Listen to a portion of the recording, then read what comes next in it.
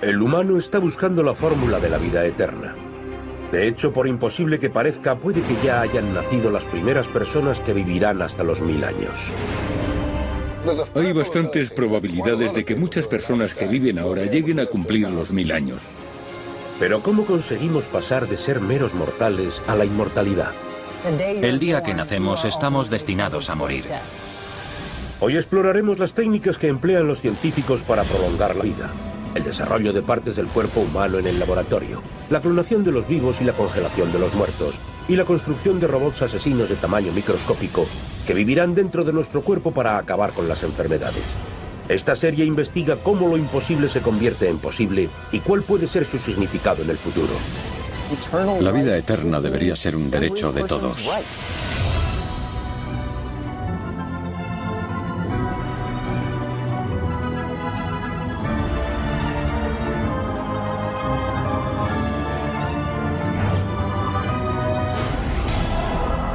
Esto es imposible. Vida eterna. Abril de 2008. Unos documentos clasificados caen en manos de la prensa y hacen saltar la alarma. El gobierno está llevando a cabo una operación secreta para extraer el ADN de todos los recién nacidos sin consentimiento. El gobierno actúa basándose en el derecho otorgado por una ley firmada el 24 de abril de 2008 por el presidente George Bush. La ley se conoce como Estudio Selectivo de Recién Nacidos para Salvar Vidas. Como parte del programa, los hospitales tienen el derecho de sacarle sangre a los bebés sin el permiso de sus padres. Posteriormente extraen de ella muestras de ADN y las guardan en los biobancos del gobierno para su utilización en experimentos genéticos. Este proyecto, que luego se convirtió en ley con la firma del presidente Bush, significa crear un depósito permanente de material genético. El gobierno lo puede utilizar para el propósito que desee y se considera de su propiedad, pero esto establece un precedente muy peligroso. ¿Para qué quería el gobierno el ADN de sus ciudadanos? Una teoría es que se podría utilizar para encontrar la cura de enfermedades. Otra, que podría emplearse para hacer un seguimiento de la salud de una persona que nace con defectos genéticos. El lado oscuro de esto es que este ADN es ahora propiedad del gobierno. ¿Significa esto que la investigación genética va a estar dirigida por él? Si podemos desencadenar el ADN, podemos reconstruirlo como queramos. ¿Es el programa del gobierno un intento de eliminar genéticamente defectos no deseados? ¿O hay otra razón para impulsar este tipo de investigación? El hombre está buscando la fórmula de la vida eterna. Los avances en el desarrollo de medicinas y en la cirugía prácticamente doblaron nuestra esperanza de vida en el siglo pasado, que pasó de los 47 años en 1900 a los casi 80 de hoy en día. Si esta tendencia continúa, la inmortalidad es ya algo cercano. En teoría, con un biobanco genético, el gobierno tendría una clave más para resolver la incógnita de la inmortalidad. En realidad, ¿cuánto podemos vivir? Estos son Gertrude Baines y Walter Bruning, la mujer y el hombre más viejos de Estados Unidos. Gertrude nació el 6 de abril de 1894. Tiene 115 años.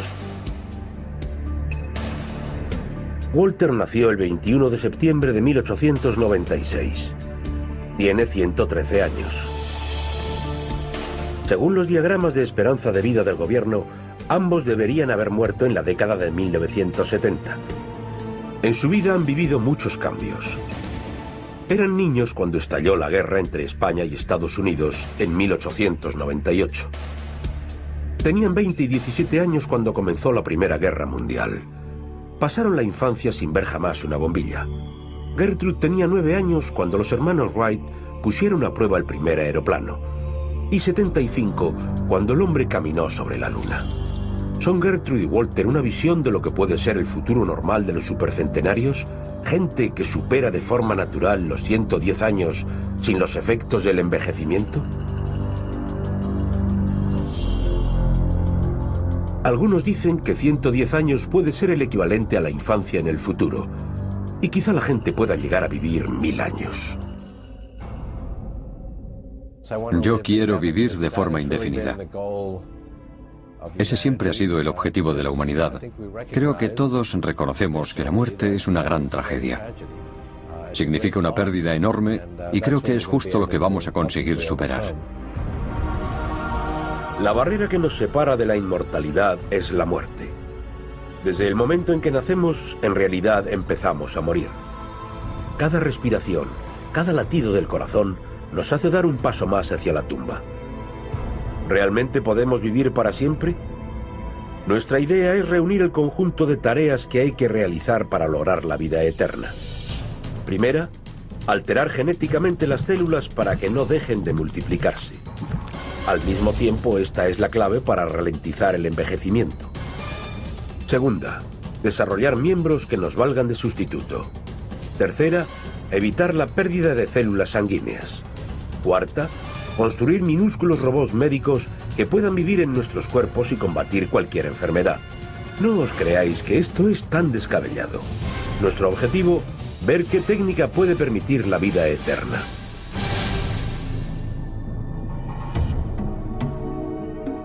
Todos aceptamos la muerte como una de las certezas de la vida. Nuestro cuerpo se deteriora a medida que envejece. El día que nacemos, estamos destinados a morir. Soy Charlie Roccoboli y soy médico de urgencias. Todas nuestras células pueden soportar un número finito de divisiones. Esta capacidad es comparable a la cantidad de gasolina que llevamos en el depósito. A medida que nos acercamos al final, las células empiezan a regenerarse con menos frecuencia hasta que dejan de hacerlo. A medida que envejecemos, nuestro cuerpo pierde la capacidad para repararse. Todos vemos cómo envejece nuestro cuerpo por los cambios de aspecto que manifestamos. La edad es menos compasiva con nuestra piel. La piel está formada por varias moléculas, entre las más importantes están el colágeno y la elastina. La elastina es precisamente lo que su nombre indica, un tejido elástico. La piel joven se estira y vuelve fácilmente a su estado original. Por eso no tenemos arrugas mientras somos jóvenes. Sin embargo, con el tiempo, la edad y la gravedad, esa piel tiene una tendencia a arrugarse y también pierde la capacidad para volver a su sitio. Mientras que los efectos del envejecimiento en la piel son visibles, dentro de nosotros ocurren otros cambios. Las fibras musculares se contraen. El contenido mineral de nuestros huesos disminuye y los hace más frágiles, y las células del corazón también disminuyen, lo que conduce a un bombeo más lento de la sangre. Aun manteniendo el estilo de vida más sano, parece que estamos programados genéticamente para morir. Pero tanto en la realidad como en la imaginación siempre han existido excepciones, como el personaje bíblico Matusalén, de quien se dice que vivió más de 900 años. Según el libro del Génesis del Antiguo Testamento, Matusalén vivió 969 años y murió. Matusalén es uno de los patriarcas bíblicos y se supone que vivió 969 años. Es la persona más vieja de la que se ha registrado noticia, por lo menos en la Biblia. Algunos eruditos de la Biblia creen que durante la traducción del texto se distorsionaron algunas cifras y unidades que se suponía que eran meses acabaron siendo contadas como años. Otros eruditos de la Biblia no están de acuerdo porque defienden que si ese fuera el caso, algunos de los patriarcas de la Biblia habrían tenido un hijo a la edad de 5 años, así que no sabemos exactamente cuál es el sentido de la historia. Mientras que la verdad sobre la edad de Matusalén continúa asombrando a los teólogos y sigue siendo un misterio, lo cierto es que la historia está llena de extrañas y fracasadas tentativas por alcanzar la inmortalidad. Los antiguos emperadores chinos ingerían cuerno de rinoceronte, bilis de oso, caballos de mar, jade e incluso oro en fallidos intentos por conservar la juventud. Esa búsqueda de la juventud incluso le costó a un emperador la vida. El emperador Ya Jing, de la dinastía Ming, murió por ingerir una dosis letal de mercurio tras beber el supuesto elixir de la vida que habían creado sus alquimistas. Otras civilizaciones antiguas como la japonesa, hindú o griega creían en las posibilidades curativas del agua, capaz de devolverle la juventud a una persona. Una leyenda que quizá luego hizo que Ponce de León creyese en la fuente de la vida. El hombre ha continuado su batalla contra la muerte. La medicina moderna casi ha hecho desaparecer enfermedades mortales como la viruela, la poliomielitis y la difteria. Nuestra guerra contra estas enfermedades ha aumentado la media de esperanza de vida en Estados Unidos de los 30 años que se alcanzaban en 1800 a los casi 80 que se cumplen en la actualidad. La sociedad moderna avanza cada día más rápido y con la modernidad han cambiado por completo los conceptos de esperanza de vida y de superación de la muerte.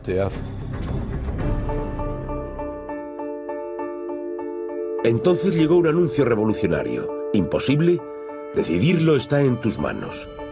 En 2004, el doctor Aubrey de Grey, director general de ciencias de la Fundación Matusalén, anunció que en el 2060 la humanidad podrá vivir más años de lo que nunca se imaginó. Creo que es muy probable que mucha de la gente que vive hoy, quizá incluso adultos, lleguen a vivir 1000 años. Y eso es porque estamos desarrollando tecnologías que paliarán los efectos del envejecimiento hasta el punto de que la gente solo morirá de enfermedades que afectan actualmente a los adultos jóvenes. ¿Podremos realmente vivir hasta los 1000 años? El argumento del Dr. Gray se basa en que el envejecimiento es solo otra enfermedad que puede y acabará curándose. Pero ¿cómo es eso posible?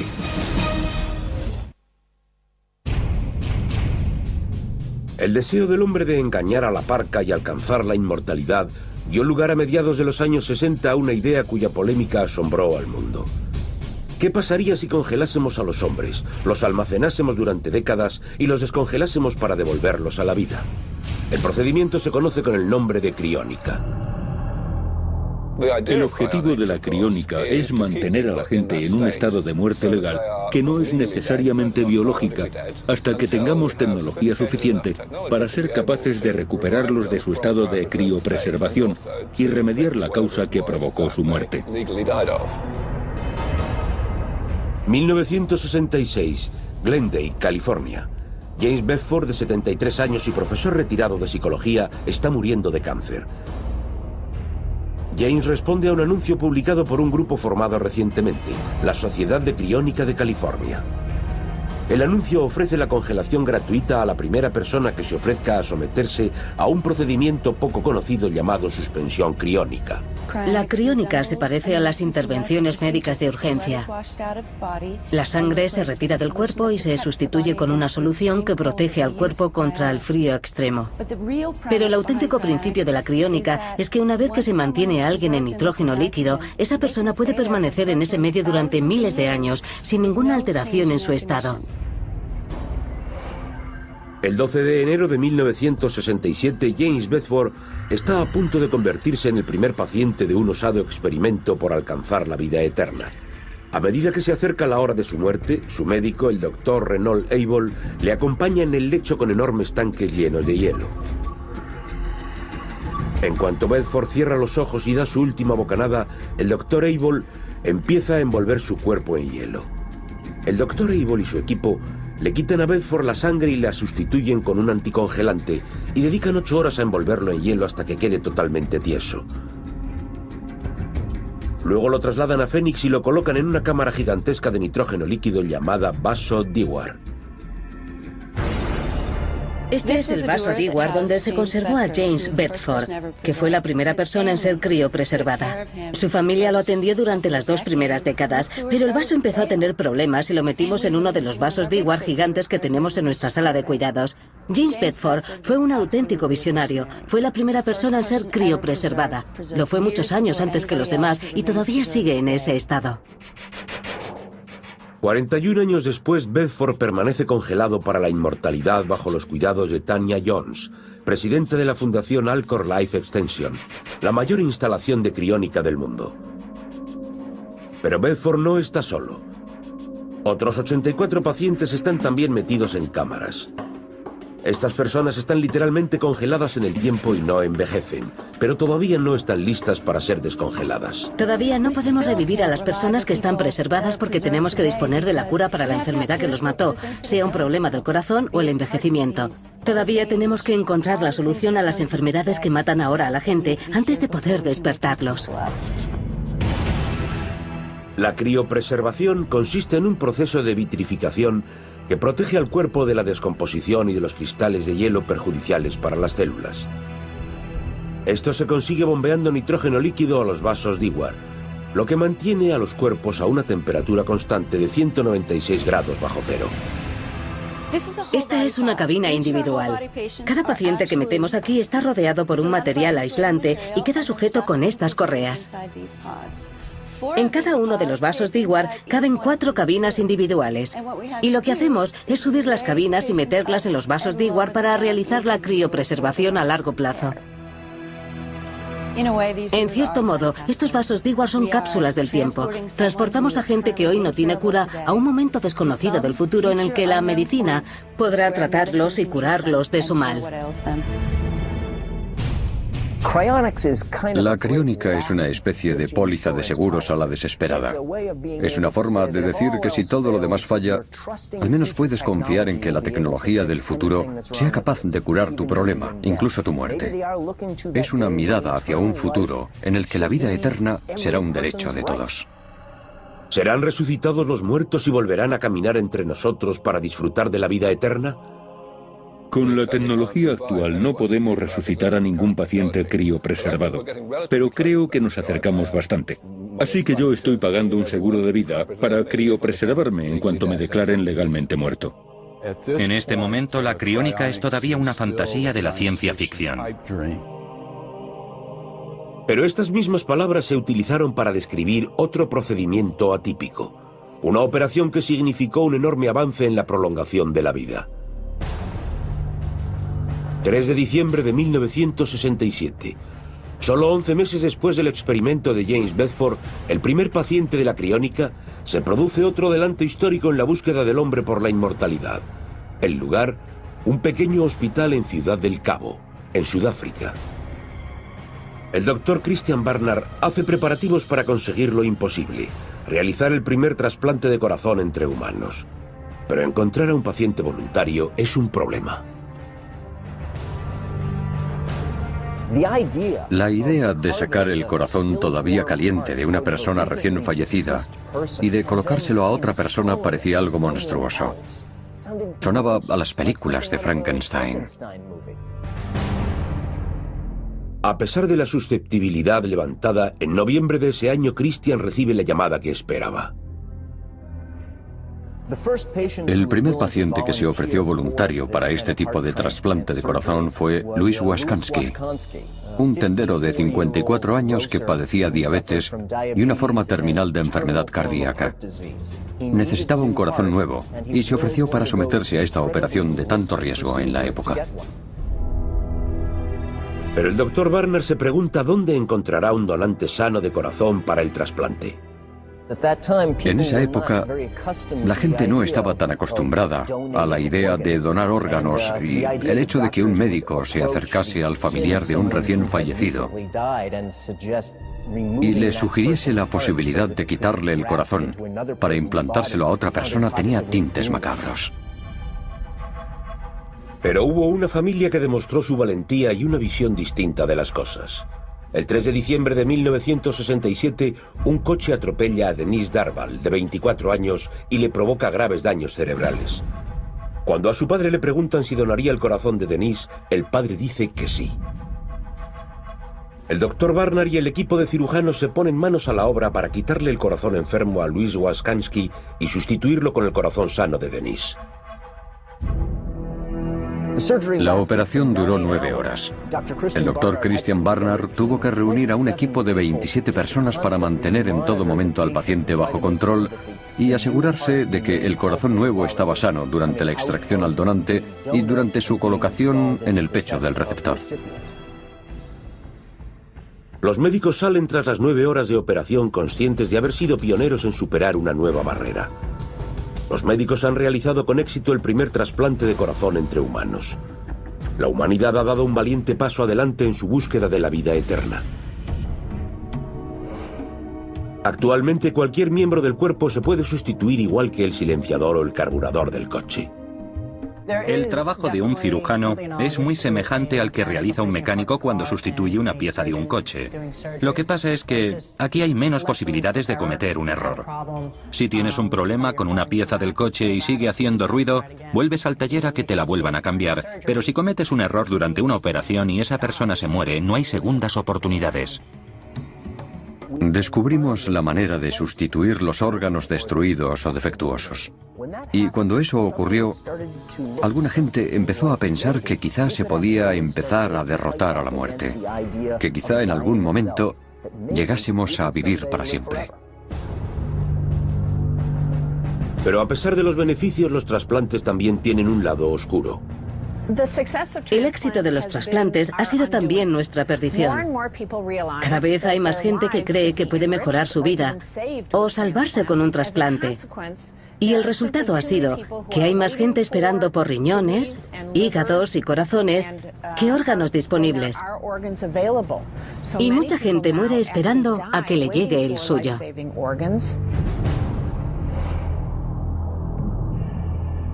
Bill Wall es uno de los afortunados. Bill no solo se ha sometido a un trasplante de corazón, sino a 2.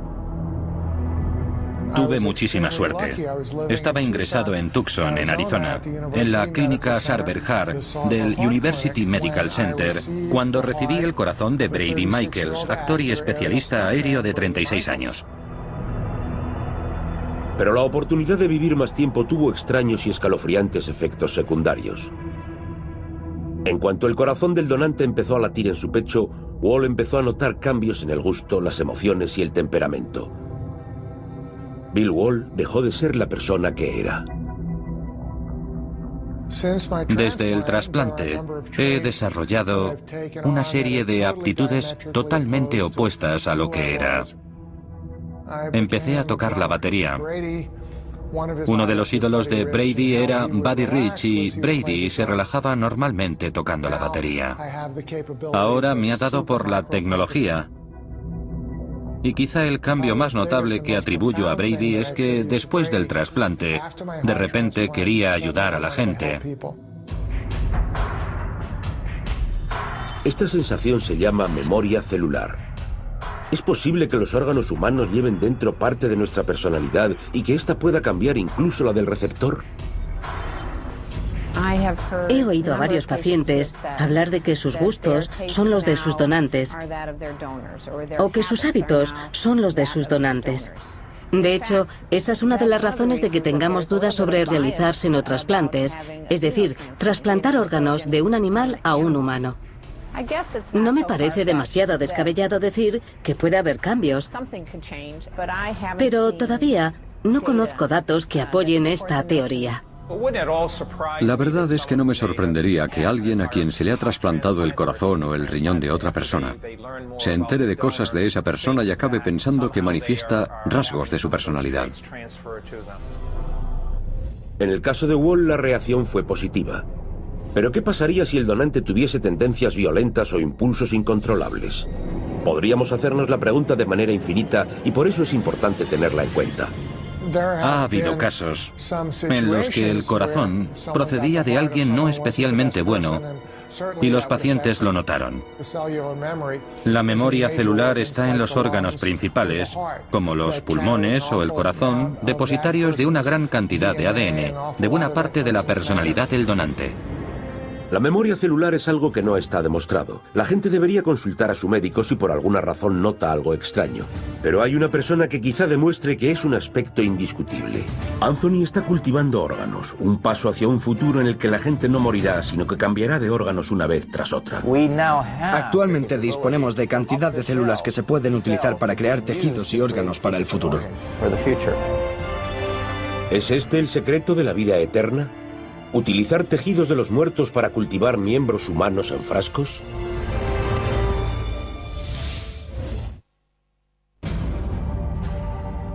La capacidad de trasplantar órganos, igual que se cambian las piezas de un coche, ha abierto las puertas hacia la vida eterna. Pero el mayor obstáculo para el desarrollo de esta tecnología es la falta de donantes de órganos. Para lo cual hay un médico que ha encontrado la respuesta. Su idea, cultivar tejidos de repuesto utilizando a los muertos. Anthony Atala es una de las máximas autoridades mundiales en regeneración de tejidos. Anthony creó la primera tienda de órganos del mundo, un almacén que fabrica órganos humanos. También dirigió el equipo que desarrolló el primer órgano creado en laboratorio y que fue implantado en un humano, una vejiga. Además de las vejigas, también han perfeccionado uretras y vasos sanguíneos. En los próximos 20 años esperan ser capaces de crear riñones, hígados, páncreas y hasta corazones. Estamos a punto de tener la opción de comprar cada órgano de nuestro cuerpo, mediante pedido, a la carta. La reacción natural del cuerpo que recibe un órgano de otra persona es rechazarlo. A nosotros se nos ocurrió que tenía que haber una solución mejor. ¿Qué tal si cultivamos las células del paciente y hacemos tejidos con ellas? ¿Y cuál es el ingrediente mágico que permite crear un órgano fuera del cuerpo? La célula madre. Nos dimos cuenta de que estas células se duplicaban cada 36 horas y que seguían creciendo y creciendo sin parar. Así que de repente encontramos una fuente de células que podía autorrenovarse y que podía proporcionar células suficientes para tratar a miles y miles de pacientes. Las células madre son extraordinarias. Una de las características que define a las células madre es su capacidad para formar tejidos nuevos y autorrenovarse al mismo tiempo, es decir, que sufren una regeneración continua. Así que, en cierto modo, estas células tan increíbles son una fuente inagotable de tejido nuevo. Pero ¿de dónde sacar estas células milagrosas para utilizarlas en el cultivo de órganos? Nos dimos cuenta de algo que ya era sabido, que las células del embrión se encontraban en el líquido amniótico que envuelve al bebé en desarrollo y a las secundinas, el conjunto de placenta y membranas. Podíamos conseguir que estas células se reprodujeran y así disponer de un banco de células madre. Se le llama regeneración de tejidos, y así es como funciona. Utilizando los órganos de un cadáver, el doctor Atala raspa todo el tejido, dejando solo el esqueleto del órgano. Y luego hace una pequeñísima biopsia del tamaño de un sello de correos del órgano enfermo del paciente. A partir de ahí recoge células, las mezcla con células madre embrionarias y las hace multiplicarse en un cultivo. En unas semanas ha cultivado suficientes células para cubrir un campo de fútbol. Finalmente dispone las células nuevas sobre la estructura del órgano y de manera semejante a la formación programada de un cristal se forma el nuevo órgano. Este es el esqueleto de una oreja creada a partir de un cadáver. Introduciendo células madre, el doctor Atala espera ver una oreja nueva en solo 8 semanas. Partimos de una especie de esqueleto celular hecho con materiales específicos y a partir de ahí podemos cultivar células de un corazón, de un hígado o de un riñón y crear un órgano totalmente nuevo que se le puede trasplantar a la persona que lo necesite. Uno de los primeros tejidos sobre los que trabajamos fue la vejiga. Después de trabajar año tras año con esta tecnología, llegó un momento en que teníamos tantos datos y tanta experiencia que lo único que nos quedaba por hacer era probar los órganos en pacientes y ver cómo funcionaban. El doctor Atala ha tenido mucho éxito en la creación de órganos. Sus uretras y vejigas hechas a medida se han utilizado en más de 70 trasplantes y han prolongado la vida de pacientes que, de no ser por él, habrían muerto de forma prematura. Pero ¿qué pasaría si pudiésemos ir un paso más allá? Si en vez de reemplazar órganos, creásemos copias enteras de nosotros mismos y transfiriésemos la conciencia de nuestro cuerpo a nuestro clon. Es decir, si creásemos verdaderos Frankenstein. Puede que eso esté más cerca de lo que pensamos. 1996. Los científicos Ian Wilmut y Keith Campbell trabajan en secreto en el Instituto Roslin de Edimburgo, en Escocia. Su proyecto, un asunto polémico. La clonación de una oveja a partir de una célula de una oveja adulta. Algo que muchos científicos veían como un imposible. Para hacer el clon, lo primero fue extraer un óvulo y retirar todo su material genético. Luego extrajeron un núcleo celular de la oveja que querían clonar y lo introdujeron en el óvulo vaciado. Si la fusión funcionaba, la célula creada sería una réplica exacta del original. Pero el primer intento fracasa. A pesar del revés, el equipo de científicos sigue intentándolo hasta 277 veces. Finalmente, en el intento 278 lo consiguen. Un óvulo clonado. El óvulo clonado se implantó en una madre portadora. y 5 meses después tuvo lugar un parto con repercusión internacional. Había nacido Dolly, el primer mamífero resultado de una clonación. Aquel gigantesco avance definió el estatus de la vida y la inmortalidad. Dolly vivió 6 años y dio a luz a 6 corderos antes de morir. También fue la causa de acalorados debates y polémicas. Muchos se preguntaban, ¿será el hombre la siguiente cobaya? La clonación es una técnica extremadamente compleja llena de fracasos.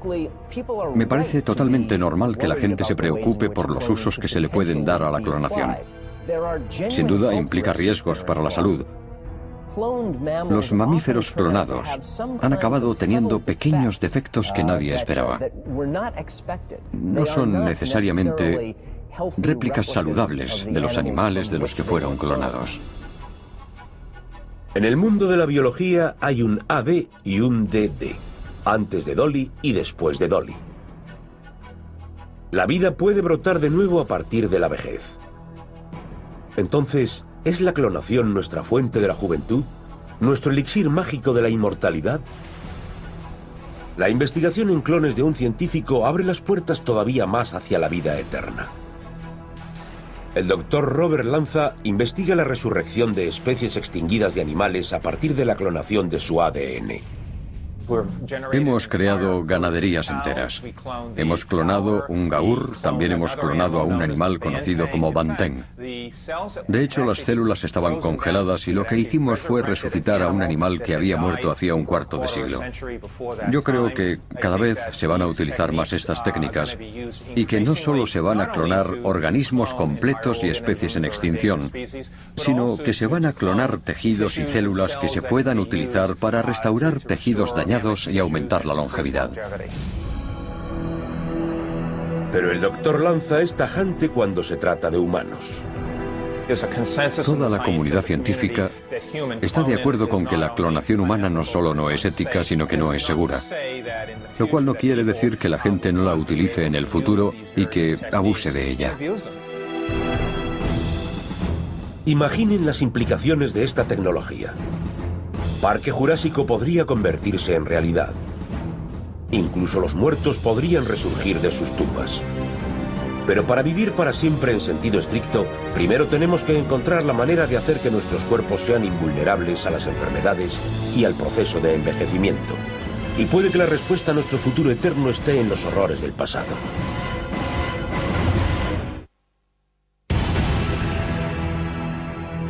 La búsqueda de la vida eterna ha conducido a los científicos por caminos muy diversos. Quizá el más extraño, la idea de que quizá la sangre joven pueda contener el elixir de la inmortalidad. Por extraño que parezca, es una noción que se puede remontar a la Transilvania del siglo XVI y a una condesa llamada Elizabeth Bathory. Madame Bathory era una condesa húngara que vivió en el siglo XVI, pero más bien se la conoce por ser la primera asesina en serie de la historia. Durante su vida, si las acusaciones son ciertas, torturó, agredió sexualmente y asesinó a más de 600 jóvenes. Bathory mataba a las chicas para bañarse en la sangre de vírgenes y conservarse así joven para siempre. Pero no hay pruebas de que ese sea el motivo real de los asesinatos. Aunque los detalles de sus motivos son confusos, parece que la idea de Madame Bathory de utilizar la sangre de las jóvenes para combatir el envejecimiento tuvo un profundo impacto. De hecho, es más que una mera coincidencia que uno de los seres más malvados de la literatura proceda de su tierra, Transilvania, y que, al igual que Bathory, su insaciable sed de vida eterna solo pueda ser satisfecha con la sangre de sus jóvenes víctimas. Nuestro personaje no es otro que un vampiro legendario, el Conde Drácula.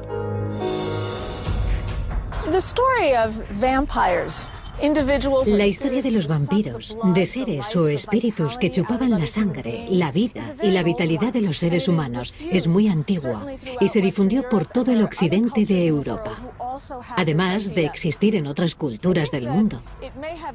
Yo creo que quizás surgió en tiempos antiguos porque la gente veía cómo otras personas se debilitaban, se consumían y morían, y buscaban una explicación a este fenómeno. Con la publicación en 1897 de Drácula, el clásico gótico de Bram Stoker, los vampiros se convirtieron en los monstruos más temidos del folclore popular.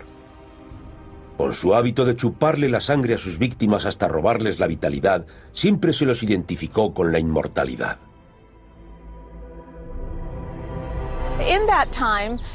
En aquella época había muchas epidemias y plagas que causaban numerosas víctimas. Se creía que el espíritu del fallecido podía regresar y quizá extraer la vitalidad de sus parientes vivos y provocar también su muerte. Yo no creo que los vampiros chupasen la sangre de la gente para obtener la inmortalidad, sino que eran seres espirituales que no estaban sujetos a las mismas leyes de la mortalidad a las que están sujetos los humanos. ¿Pero qué hay de las leyes de la ciencia? ¿Hay algún vínculo científico entre la sed de los vampiros por la sangre joven y la inmortalidad? Quizá estén más relacionados de lo que nos creemos. Es interesante pensar en los relatos de vampiros que surgen a lo largo de la historia, en cómo la sangre joven, las secreciones de los jóvenes, podían ayudar a la gente a conservar la juventud, aunque no está claro de dónde proceden tales ideas. Lo que ocurre es que ese pensamiento coincide con nuestra idea de que quizá haya factores en los individuos jóvenes, en los ratones o en los humanos que favorecen la juventud. El doctor Rando lleva tiempo estudiando la sangre joven y ha descubierto que un cuerpo joven es como un coche recién salido de fábrica. Todo es nuevo y funciona a la perfección. La sangre joven produce una proteína llamada delta que tiene cualidades reparadoras. En la sangre vieja los niveles de delta caen. El doctor Rando sospecha que cuando se hace una transfusión de sangre joven a un cuerpo envejecido, la sangre joven realiza la labor de un mecánico: reparar la sangre vieja y desgastada. La ciencia ha demostrado que detrás del deseo de sangre de los vampiros y de la adquisición de la inmortalidad hay una base real.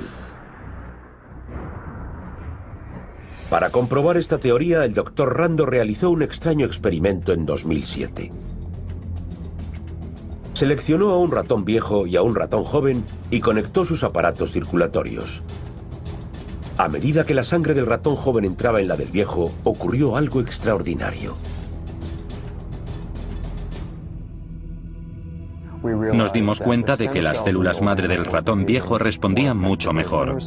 Por ejemplo, las heridas musculares curaban mucho más rápido. La apariencia física no era la de un ratón más joven, pero sí descubrimos que determinados tejidos que habían sufrido daños curaban más rápidamente. El trabajo de Thomas Rando con los ratones por lo menos sugiere que es posible transferir cierta juventud y vitalidad de los organismos más jóvenes a los más viejos. Por lo visto, las células o algún otro factor de la sangre son capaces de revitalizar los organismos más viejos. Quizá nuestra mayor esperanza esté en una tecnología más desconocida que las transfusiones de sangre: la implantación de diminutos robots en la corriente sanguínea con el fin de reparar las células y conseguir la vida eterna. No estamos hablando de ciencia ficción.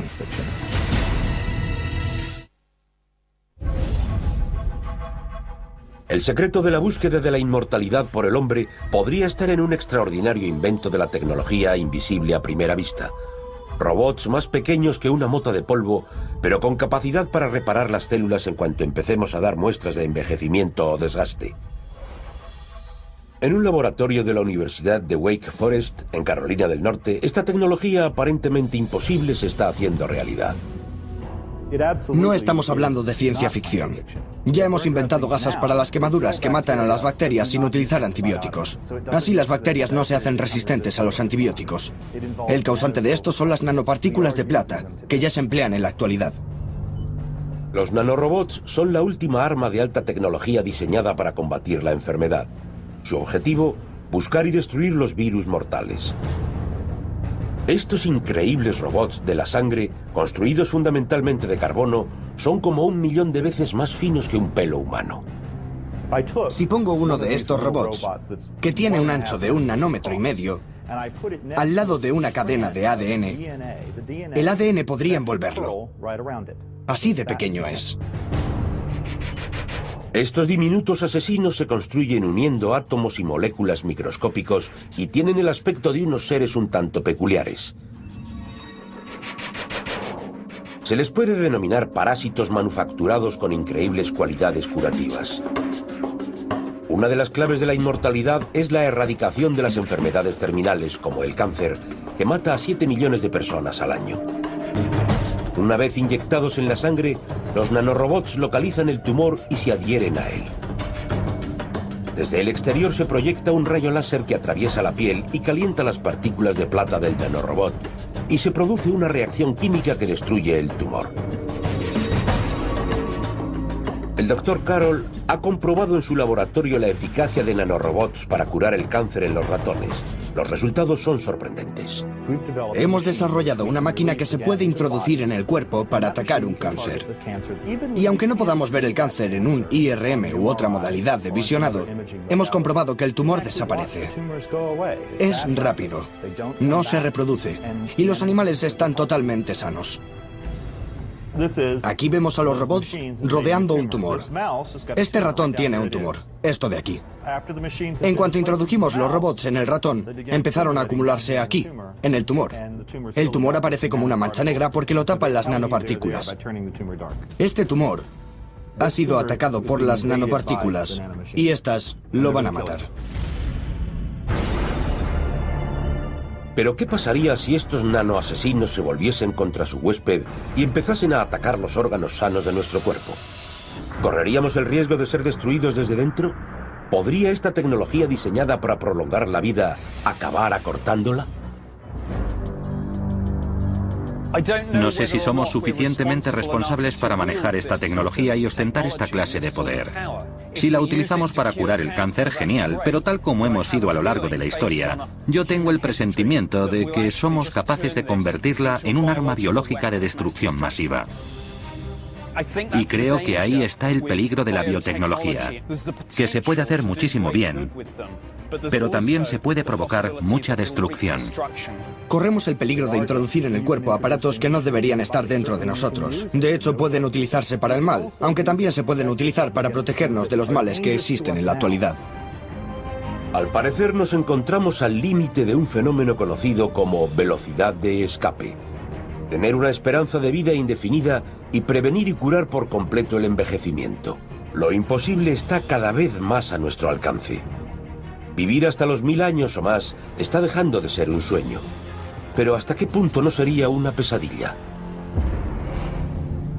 Actualmente la Tierra sufre el desgaste de soportar una población de más de 6.500 millones de personas. Valiosos recursos naturales como el alimento y el agua están al límite de sus posibilidades. Imaginen un mundo donde la población no deje de crecer.